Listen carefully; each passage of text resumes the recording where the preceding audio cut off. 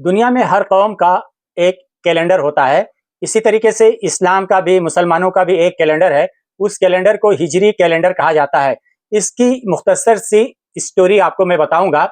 मोहम्मद सल्लल्लाहु अलैहि वसल्लम का जो पैदाइश हुई मक्के में 571 ईस्वी को आप पैदा हुए।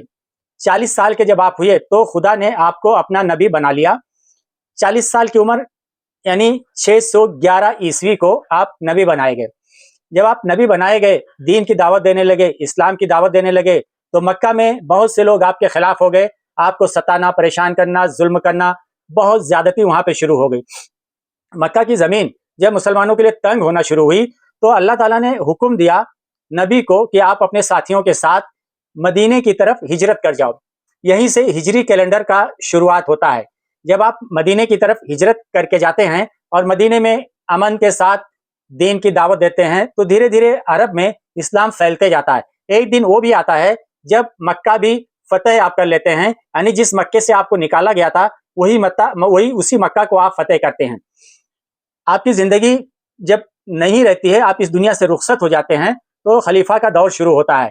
जब दूसरे खलीफा बनते हैं हजरत उमर रज़ी अल्लाह ताला अन्हु, तो उनके जमाने में एक फाइल आती है, उसके ऊपर तारीख लिखी रहती है लेकिन सन नहीं लिखा रहता है। तो हजरत उमर रज़ी अल्लाह ताला अन्हु सोचते हैं कि तारीख लिखी है लेकिन सन नहीं लिखा है। उनके जहन में बात आती है क्यों ना अपना एक इस्लामी कैलेंडर हो। वो क्या करते हैं, जो सहाबा किराम थे, उनके जो साथी थे, उनकी एक मीटिंग बुलाते हैं और उस मीटिंग के अंदर ये प्रस्ताव रखते हैं कि हमारा एक इस्लामिक कैलेंडर रहना चाहिए। तो बहुत से लोगों ने अपनी तजवीज़ रखी।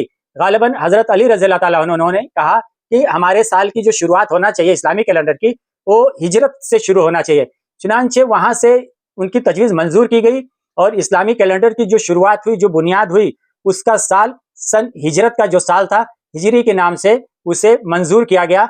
जब से लेके आज तक वही कैलेंडर चल रहा है। आज उस कैलेंडर के हिसाब से 1447 हिजरी चल रही है और आज 27 जिलहिज्जा यानी अरबी महीने का आखिरी दिन है। जय हिंद।